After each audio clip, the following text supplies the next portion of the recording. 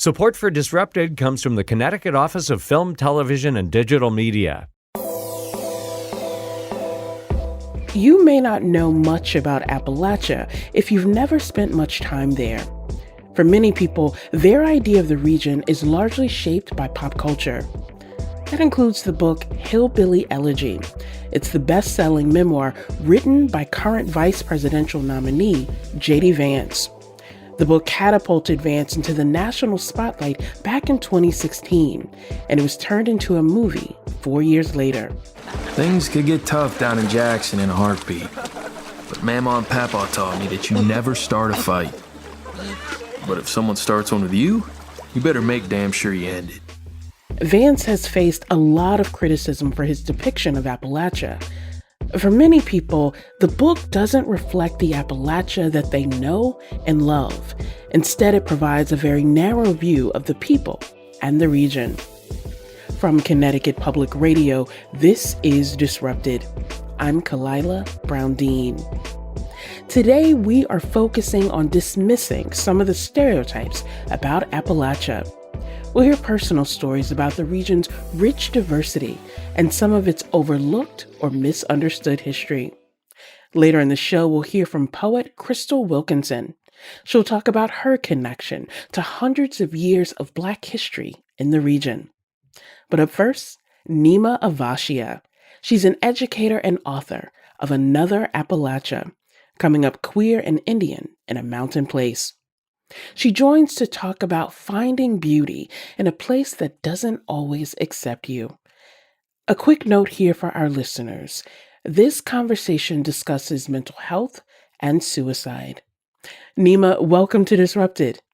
Hello, thanks for having me. You know, the title of the book can make you think about so many different things. And one of the things that I think it forces people to contend with is the way that they vision and imagine Appalachia, which for some people is like this distant place with all of these thoughts.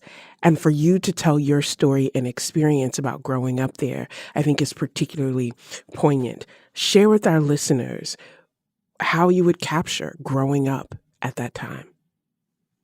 I grew up in a really special place, and I think you're right that it is unexpected for lots of people. When they think of Appalachia, they have this construct of Appalachia as a very homogenous place, right? It's white, it's Christian, it's working class, it's coal, it's straight and cisgender. There's this sort of like set of check boxes that I think people have in their minds about Appalachia. Most people I talk to, I live in Boston, and people haven't even been a lot of the time, or they drove through, right?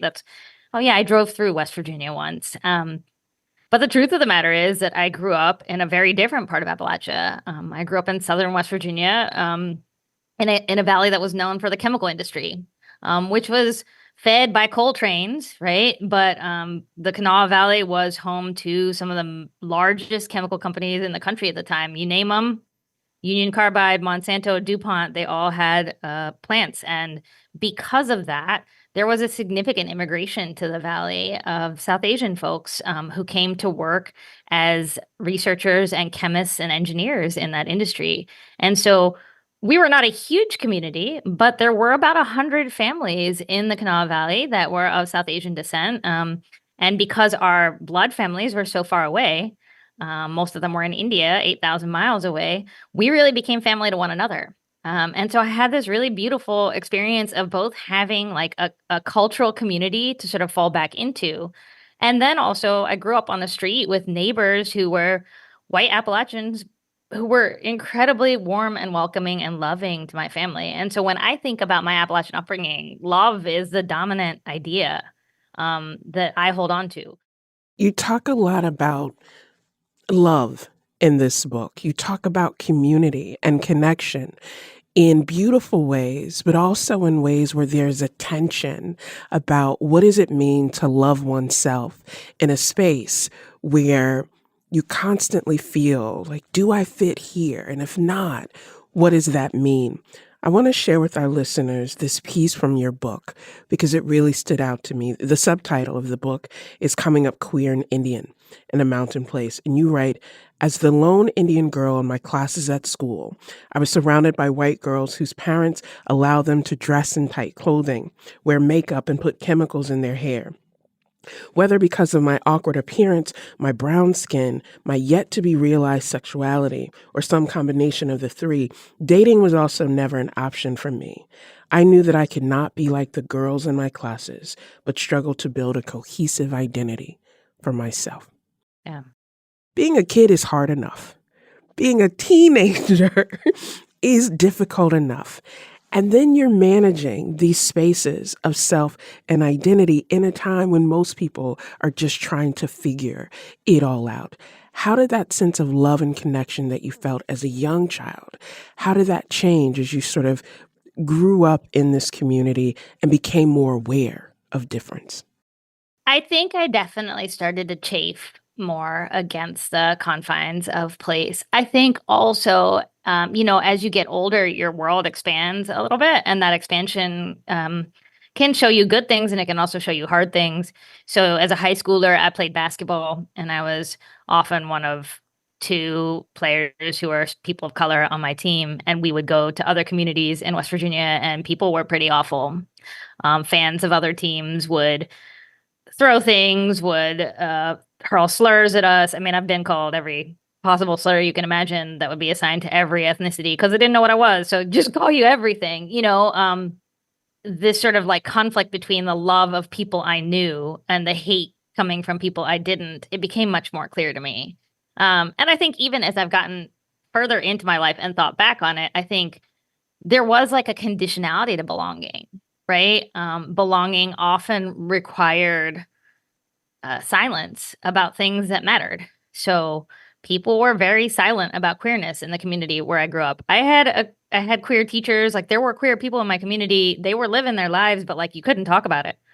It was a don't ask, don't tell, don't mention situation, and that is a pretty intense expectation, right? I also think that because we were a small group in the context of West Virginia, it was easy for us to be made exceptions. So it was like, well, y'all are fine, but that doesn't necessarily mean that we're fine with every immigrant. And it really took me until 2016 to learn that one, right? When I saw people who I grew up with just like spewing venom on social media about immigrants. And I was like, wait a minute. Like I ate dinner at your house. Like you came to mine. Like you had Indian food for first time at my mom's table. Like how can you be saying these things? And then their response was like, well, you all weren't that kind of immigrant. And those distinctions don't exist for me. Like paper, no paper, I don't care. Like the journey is the same journey and families are families. And this idea that belonging could have this conditionality on it, like I think has felt harder to me as I've sort of had more distance on it, right? I think in some ways when you're a kid, like you're trying to survive. And so you hold on to the things that are going to help you make it through. And there was a lot of love. Like I'll never deny the existence of that. So you hold on to those relationships because they're what's mooring you. They're what's holding you there. But definitely, I think this question of like, where do I fully belong is a question that has been a question for me my whole life. Even in Boston, I'm queer and Indian and Appalachian. There are very few places or moments where all three parts of me are held in the same space. I often say that like, in order for me to have a mirror, I had to write it. It didn't exist otherwise.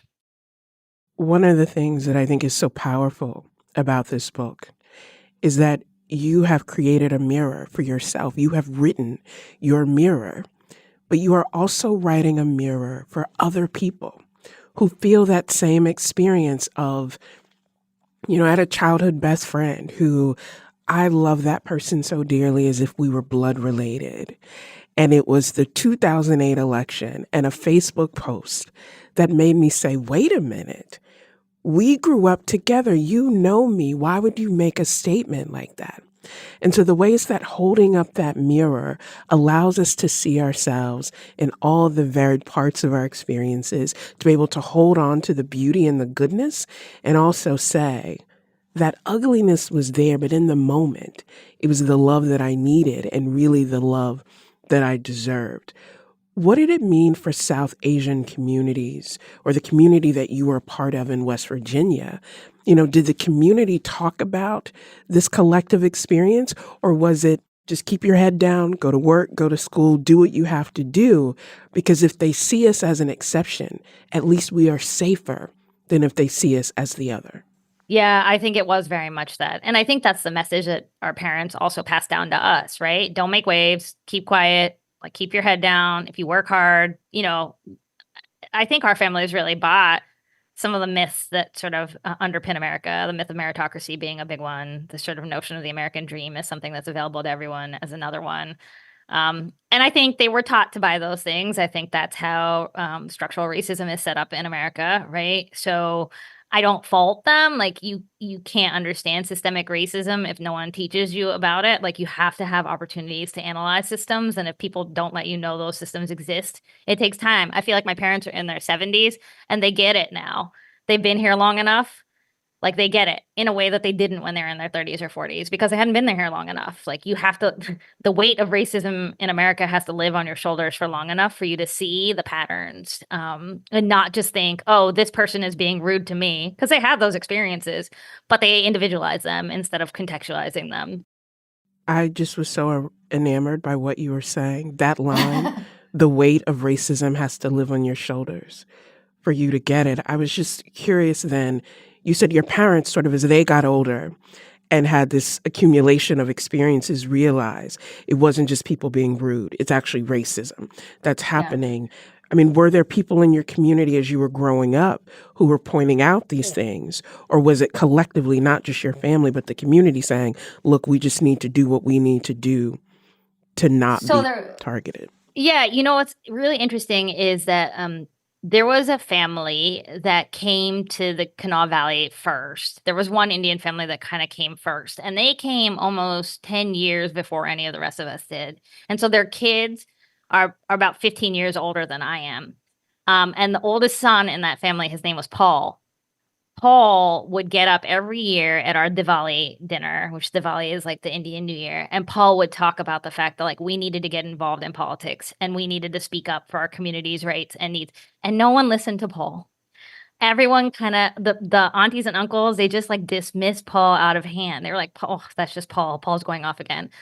But it's like Paul was right, and Paul had been there and he grew up there. Like, I think when you grow up in that context, like there was never a point in my life when I didn't think that racism existed. I was watching it. Kids at my school were wearing Confederate flags and calling the few of us who are people of color the N-word. Like it wasn't a question for me. Right. And so I think that he had all those experiences in school and he was trying to share that with the community. But there is a way in which I think American schooling, both intentionally and unintentionally, teaches you the lessons about race and racism in this country that our parents didn't have because they didn't go to school here.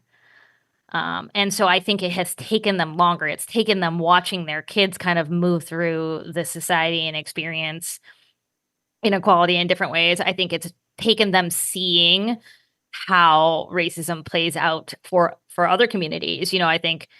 I think 2020 was a really big inflection point for a lot of Desi people in this country who had learned a set of myths about equality in this country and then had to really reckon with them. I don't think all Desi people did, but I think that there were people for whom it pushed them to really think about anti-Blackness in the Desi community and to think about where did we learn these things? Who did we learn them from? Are they actually true? And no, actually they're not. So we need to do a lot of work to make right these myths that we've perpetuated. I was reading through your book and it forced me to contend with a lot of my own experiences growing up. I grew up in Virginia, but I went to grad school at the Ohio State University.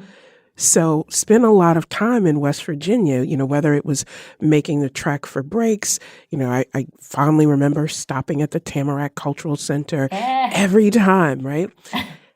And it made me think about having my first student who introduced himself as Appalachian American. And I remember taking this step back, like, well, what does that mean to be identified as Appalachian American? And then as he talked about his background, I thought, oh, it sounds a lot like what I know growing up.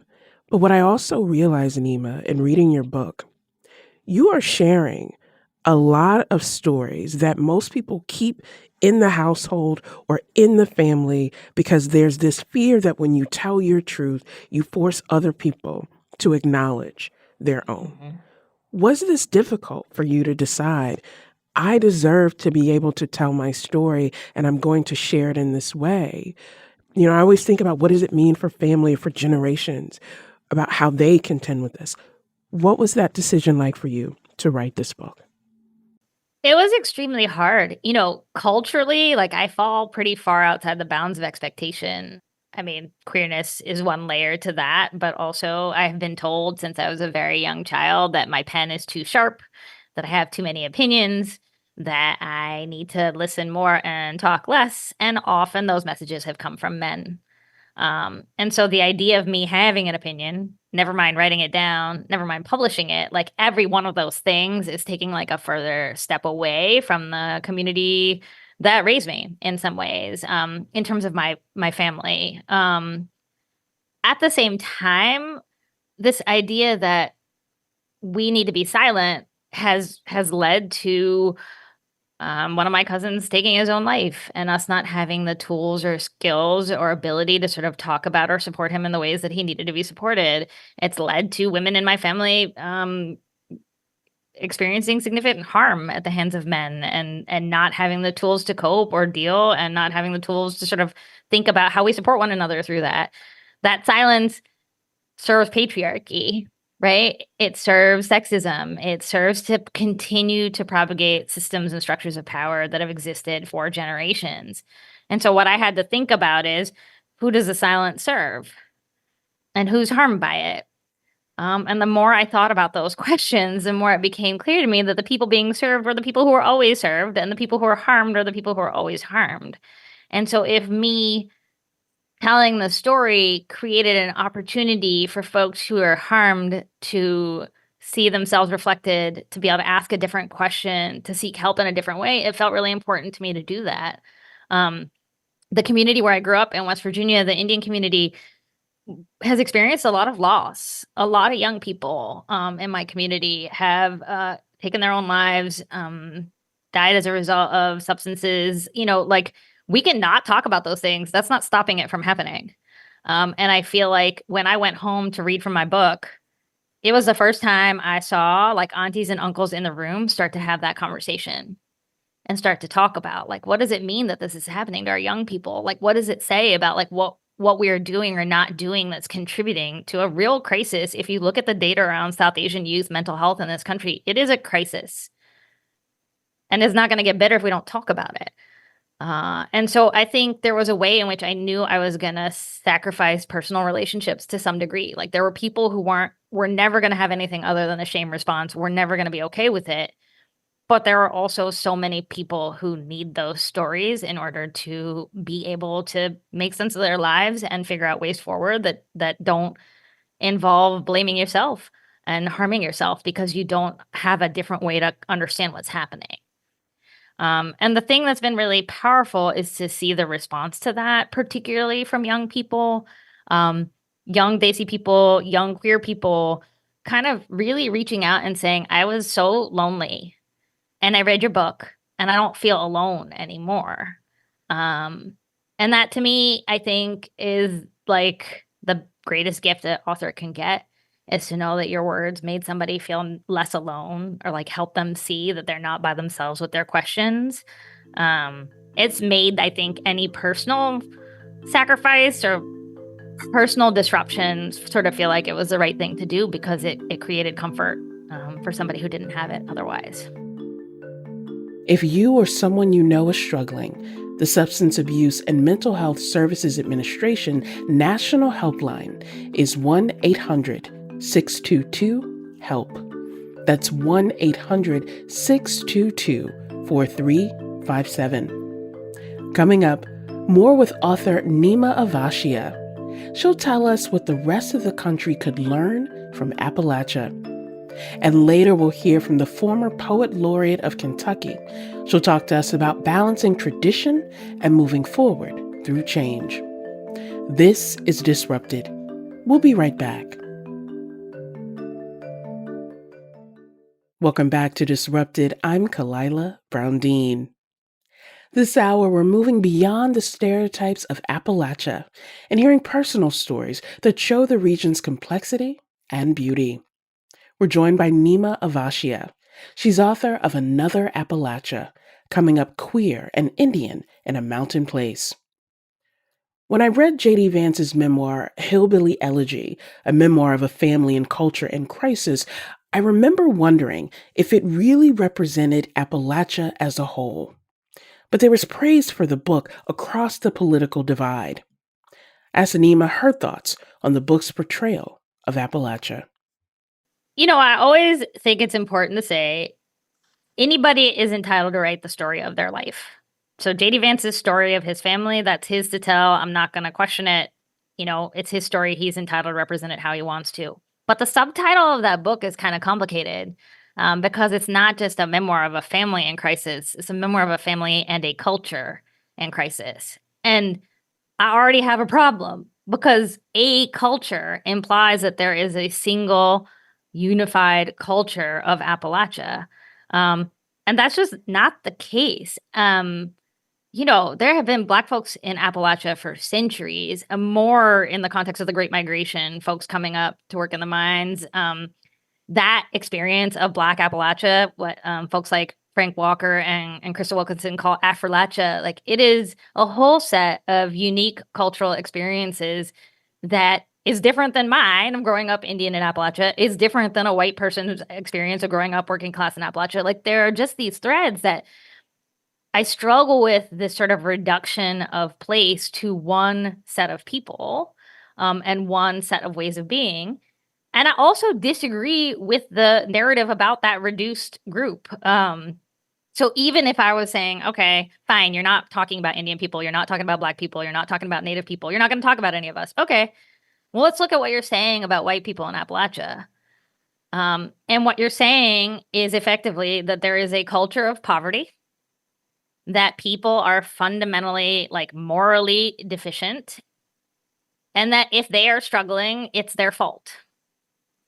And we've heard that narrative applied to Black folks in this country. We've heard it applied again and again when we want to dehumanize people, when we want to deny them resources and deny them supports. This is always the narrative. It's the narrative every time. Fill in the blank on the group. It's what we do. Oh, these people, they're not quite people. They're like a they're at some sub level of existence. They're not fully human.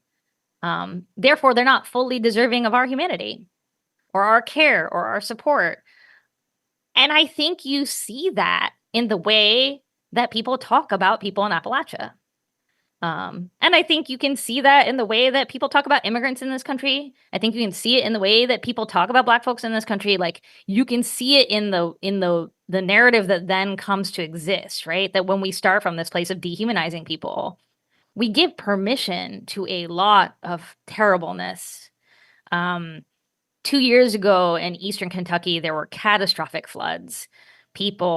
Many people died. There are still people 2 years out who are unhoused as a result of those floods. The Kentucky legislature has wasted all of their time on anti-trans legislation and done nothing to help the people of Eastern Kentucky. But I was watching on social media as all these people who in their bios would say, like, I'm liberal, I'm progressive, I'm this, I'm that. We're literally tweeting things like, well, that's what you get when you vote for Mitch McConnell.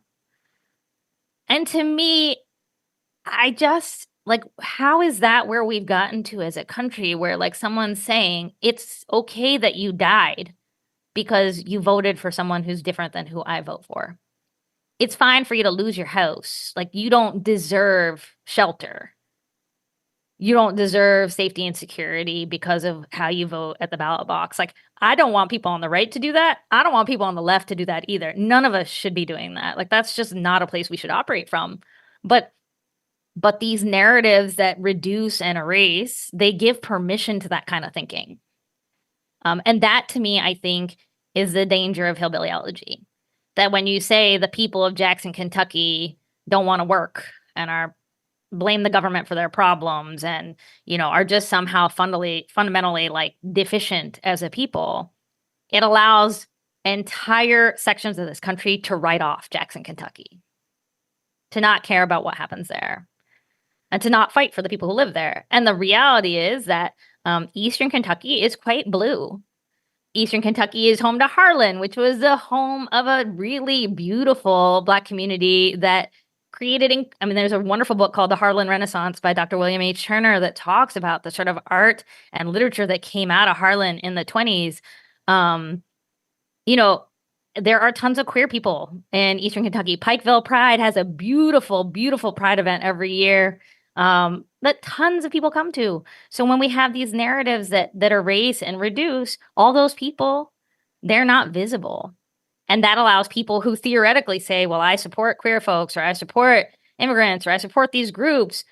Well, if you think Black Lives Matter, they matter everywhere. They matter in Eastern Kentucky too, right? You can't write off a state. You can't write off entire places. If you really believe these things matter, they matter everywhere all the time.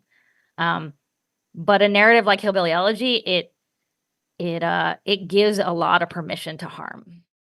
I think what you raised is that it's not just about J.D. Vance. It's not just about this book. What makes that othering so insidious is that it prevents us from seeing our common fate, our common interest. And I'm thinking about this in the context of COVID. When you saw these really high rates of people dying in the early stages of the pandemic in the South or in southern states, and people would say, well, that's what you get when you vote for a Republican who doesn't care about your interests. And that's what makes it so insidious, is that we can't see that what's happening to people there is connected to how policies affect us, but also it erases those people, as you said, who need to be centered the most. You, in writing this book, are sharing you and your experience, but you are also sharing this community and this place that you call home with all of the tenuous strains of what it means to call a place home. I wonder what you would say the rest of the country could learn from Appalachia, whether it's the region or the people. What could we learn? I think so much. So I think, again, like, this is a place where Vance's book hurts me because he's not able to see the good things. I was living in Boston during COVID. This is a good example. And mutual aid networks started to pop up here in a really visible way, right? Which is good and important. But when I saw that happening, I was like, well, this is just how people at home were all the time. Mutual aid is not new. Mutual aid is how communities in this country that are marginalized, that systems fail, have been taking care of one another for, again, centuries. Go back to New Orleans and the mutual aid societies that Black folks created there. Folks in Appalachia are very clear that, there's a deep relationship between struggling folks of different races who understand systems don't serve us. If we rely on systems, we will die, because that's what the systems want us to do, is be gone. And so we have to figure out how we get us. If we don't figure out how to care for one another, no one is coming to save us, right? These ideas, they're core. And we are living in a time of profound system failure. All of the systems have failed, right? So how do we look at Appalachian ways of caregiving and caretaking and use those as models for thinking about how do we all recognize the level to which we have to see one another and understand our codependence and our interdependence in order to survive system failure? Because that's what we're looking at on all levels. To me, that's one really, really important learning. I think the second one is that Appalachia sits at the sort of epicenter of system failure in our country. So you look at the opioid epidemic, you look at climate change, you look at mass incarceration. Central Appalachia is home to the highest population of incarcerated folks in the world. It is the heart of global mass incarceration. Those are probably three of the biggest system failures in this country. Income inequality, name you another one. If we could actually put Appalachia at the center and think about how we address these issues in Appalachia, I think we'd learn a lot about how you address them everywhere. I think that if we looked at the parts of the country that are most vulnerable here and really attended to their needs, it's like that idea of universal design, right? You put the most vulnerable folks at the center, and what you plan works for everybody. you make curb cuts on the sidewalks and you do it for one group of people because you're like, okay, this group of people needs curb cuts. But then you actually realize it serves so many other people who also benefit from that thing. And when they didn't have it, it was much harder for them. I think that we could really, really find the answers to some of our questions about how we address these huge, huge system failures if we would really look at Appalachia, talk to people there, think about what it would take to solve those issues in that place. I think there's a lot to learn. Systems don't serve us, and silence doesn't keep us safe. You are indeed an educator, and it has been my honor to learn from you today. Nima Avashia is author of Another Appalachia, Coming Up Queer and Indian in a Mountain Place. Thank you, Nima. Thank you. Coming up, former Kentucky Poet Laureate Crystal Wilkinson. She wrote a book about her family history in Appalachia and the connections that she feels to her ancestors when she cooks. This is Disrupted. Stay with us.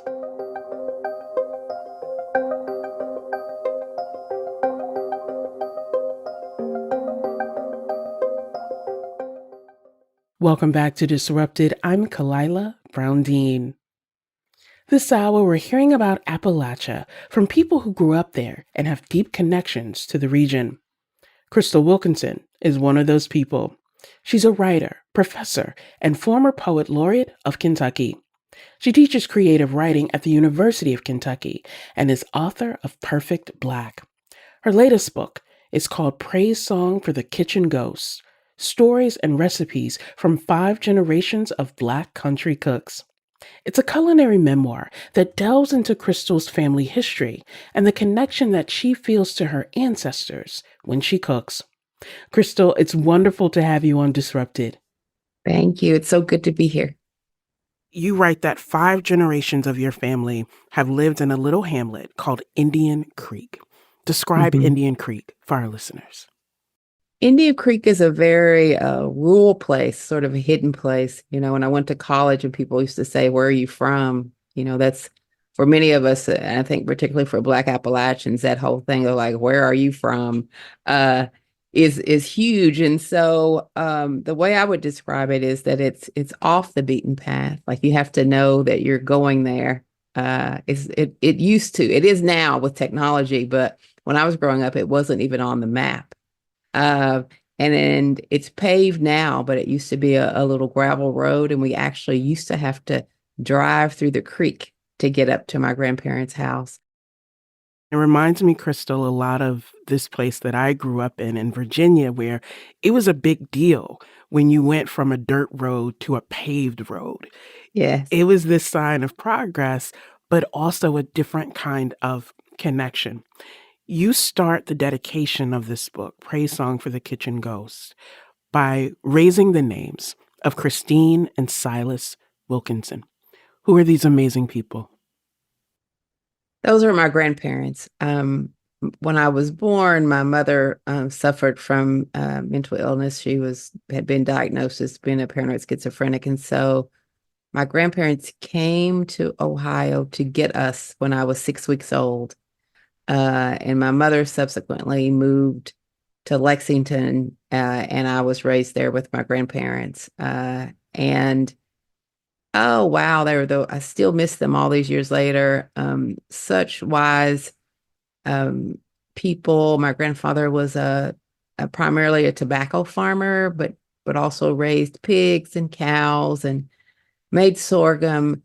My grandmother was a domestic worker who, I like to say, kept us fed, like, you know, in the belly and in the heart and spirit and mind. You also mention in that dedication, and I want to raise this quote, exact words, to Grandma Aggie, born in 1795, who always answers when I call. What have those calls been throughout your life to Grandma Aggie?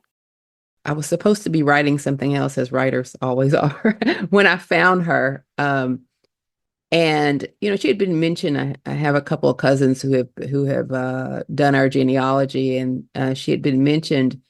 But when I found her for myself in the archives, and when I was supposed to be writing something else, and I was at a writing retreat in Florida, and she sort of began to haunt me in a very almost literal way. I was there in this very hot place with a mosquito net around my bed, and um, I woke up dreaming about her. And she said, "My mother is calling my name, but not in your language." And I sort of bolted out of the bed and ran out of my cabin and walked the beach. Um, and I could just hear that so plainly. And I kept thinking, well, what does this mean? Is this a short story? Is this a poem? Where is she coming from? Is this real? Am I like channeling my ancestor? Like, what's going on? And so as I settled into that, I like to think that through the tools that are available to me through spirit and the tools that are available to me as a fiction writer, um, that she was there. Like she sort of rose up and I began to think about her life and um, research her life and imagine and reimagine her life. Often think in pop culture, the term ghost has this very ominous, sort of evil approach. But for many Black folks, the ghosts are the ancestors, the spirit, the connection that come to protect you, come to guide you, and also remind you. When you use the phrase, the kitchen ghost, what does that mean for you?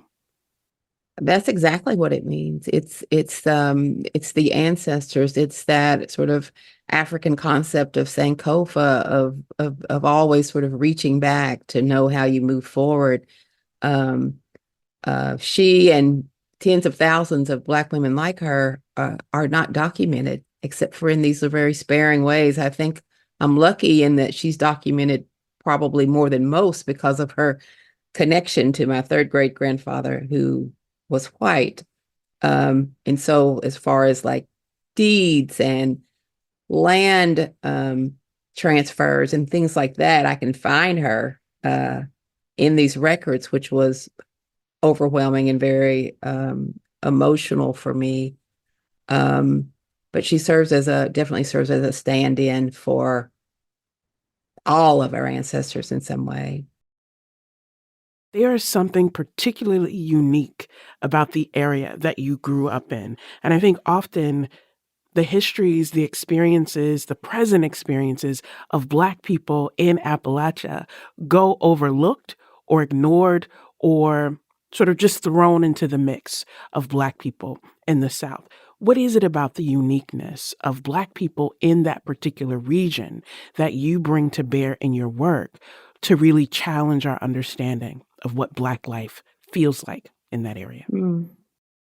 I think that the presence of Black people in Appalachia has gone unnoticed.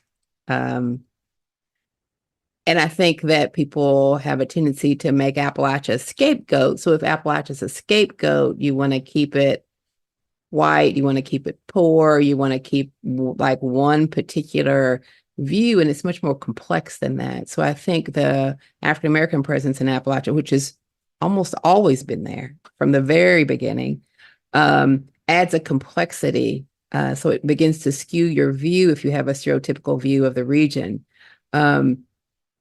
And the Black presence, I think, in Appalachia sits alongside the white presence, because one thing that was a big unifier was the land itself. You know, if it's midwinter in Appalachia and there is no food to grow, because like unlike the Deep South, you can't go out and plant a winter garden. You have to do a lot of preservation. So a lot of that preservation was being done with the Black families alongside the white families. Like, you know, they would get together and can, or they'd get together at hog killing time and separate the bounty so that everyone could eat. I'm curious, Crystal, given all of the things that you do, what is it about literature that is this powerful vehicle for telling these stories of your family, of generations of families, of communities that often get overlooked and erased in this place that you often refer to as Appalachia? to remember. We've been here and we will continue. How does literature become a vehicle to do that? It was important for me to allow my ancestors, not for me just to talk about them, but again, to use the tools that are available to me as a poet and as a fiction writer to allow the story. Like, here's a woman born in 1795 as an enslaved child, is basically enslaved in her common law marriage. I think that Grandma Aggie probably, maybe in her home somewhat, but in that world that she lived in, she didn't have agency. So what better way to give her agency? And by giving her agency, giving agency to tens of thousands of other Black women, then allow her to step forth and tell her own story. To be the keeper of the family stories is an amazing honor. But Crystal, I wonder if there's also a weight to that, of how you tell these stories. Being the keeper of these stories also means that you are in some ways responsible for how those stories are told and how they connect. What is that weight for you? And I don't mean weight in a negative sense, but what is that power for you to be the keeper and to also be, in some ways, the conscience and reminder for all of us to know our stories? What's that like for you? Well, I think there's a responsibility, like you said, using that word, responsibility, but it's also an honor, I think. But just like we are complex and the story's not one-eyed, I think as many stories as we tell, like, when I've traveled around the country, so many people are so surprised about Grandma Aggie and Grandpa Tarleton's relationship. And since I've written the book, I have unearthed more about how complicated that was and how they sort of got by with being common law husband and wife during that time period. And they really didn't. They were called into court. I didn't know that information before, but they were called into court several times because he did not indenture his children. And he had to go to court several times. And the court wanted to know why these mulatto kids weren't on record as being slaves. Were there other things that as you were writing this book that you discovered about your family that surprised you, or things that you've learned since that were surprising? I keep saying the same thing over and over, but that was one of the things that was so surprising to me is, like, we think about that historical time, sort of a blanket, like, oh yes, we know this, we know the atrocities, but to then just be able to put your finger, like, I actually had physical documents that had both of those particular ancestors' names on them, that I could touch the actual documents. I felt as if I shouldn't be touching them, that I should have gloves on, but to actually touch them. And it changed something in me. It sort of turned something over. It's like holding something up that you've always seen and then turning it around and you go, oh, I've never seen that side before. And that happened over and over with a variety of things, to actually see where my third great grandfather, whose blood runs through my veins, actually owned people and actually gifted people, gifted a baby to someone else in his family, a Black child who was enslaved. And to have walked around and been so proud of this Wilkinson name, and to know that that ancestor who came from England, that white ancestor, did those things. And my Black ancestor, like, I can't go any further than Virginia to find Aggie. Like, I can't go all the way back to Africa to find her. So those were some of the things that still sort of haunt me. I don't know if I'll write about them in the future, but they do still haunt me. I'm listening to you recount that, And thinking of my own family, there's a street, used to be a road, then it got paved and it got a stoplight. There's a street where on the left side is the Pendleton family who lives as white. On the other side is the Pendleton family who lives as Black, which is my side of the family. And all those ways that learning about your history, learning about that complexity pulls at something in your spirit, that sort of nagging Mm-hmm. of what does this mean to carry this name, knowing how it privileged some people and condemned others, but also how in telling your family history, you talk about the sacred nature of family recipes. It sort of forces others, right, to confront that. Mm-hmm. You paint this story of what home looked like, what it felt like for you. I'm curious what it smelled like for you. You talk about this chicken and dumplings recipe that I am going to try to recreate. What did it smell like for you to have all of this warmth and food together? Well, I mean, I think it smelled wonderful, right? Like it was then and now. I think you're talking about memory, like so much of our memory is connected to the senses. And so it becomes a time travel, an act in time travel to cook a recipe that my grandmother cooked. And so um, to have that kind of food prepared in such a small place, like food permeated our entire lives. That's what you woke up with, like the smell of breakfast cooking. And what you went to sleep with was something that was being prepared for the next day.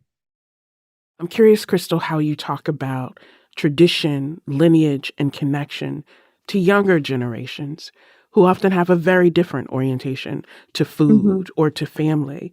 How do you tell those stories so that they remember we've got to keep this going? Yeah, I mean, I'm very mindful. I am. There's a certain, I guess, foundation of nostalgia. Even though I tried not to write this in a nostalgic way, I can't. I'd be remiss if I didn't mention that I'm very much. It's almost a reverence of this time that I had with my grandmother, and looking back on it, and I do realize the times have changed, and I have to stand in what I remember and what I believe and what's nostalgic about this time, and also stand in that I am a woman of today, and my children are products of this modern time. And so as a feminist, I'm like, okay, of course they have their own agency. They can stand in the kitchen all day if they want to, but they don't have to. And that's part of the reckoning for myself in the book. Like, oh gosh, what if they don't carry this tradition forward that's been in the family for so long? What one of my girls said is, maybe I'll bring some of it forward. And I'm okay with that. Crystal Wilkinson is a writer and former poet laureate of Kentucky.